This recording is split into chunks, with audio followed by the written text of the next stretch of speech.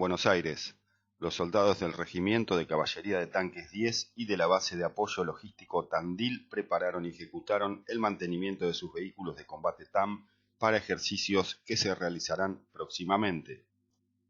Cambiando de información, el titular de la Guarnición Aérea Mendoza, Comodoro Ariel Ambrogi, recibió a una comitiva integrada por 9 cónsules, entre ellos el decano del Cuerpo Consular, Andreas Vollmer, de la República Federal de Alemania, el secretario y tesorero Andrés Ostropolowski, de Israel, la secretaria Charlotte Panowil, de la República de Francia,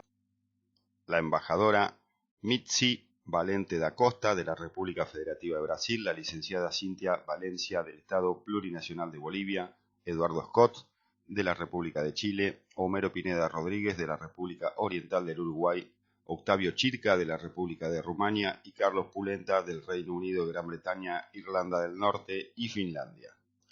Durante la visita, conocieron las instalaciones de la Jefatura de Brigada, el Museo Mayor Jorge Osvaldo García y el Grupo 4 de Caza. También se interiorizaron acerca de la historia aeronáutica de nuestro país y las particularidades de nuestra aeronave insignia, el IA-63 Pampa II. Cambiando nuevamente de información, el Ministerio de Defensa informa que con un despliegue de 7 misiones y una octava en los próximos días, Argentina duplicará su presencia en operaciones de paz alrededor del mundo.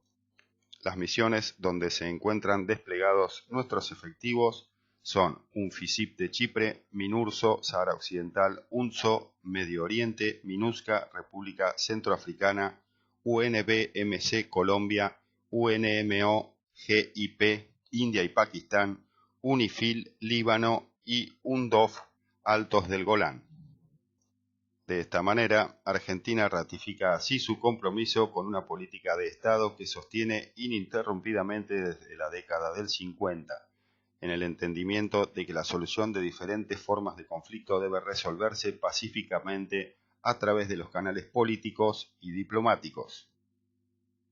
Esta duplicación del despliegue argentino en diferentes misiones, como el reciente reconocimiento a un oficial argentino como el jefe de misión y de observadores de la misión UNMO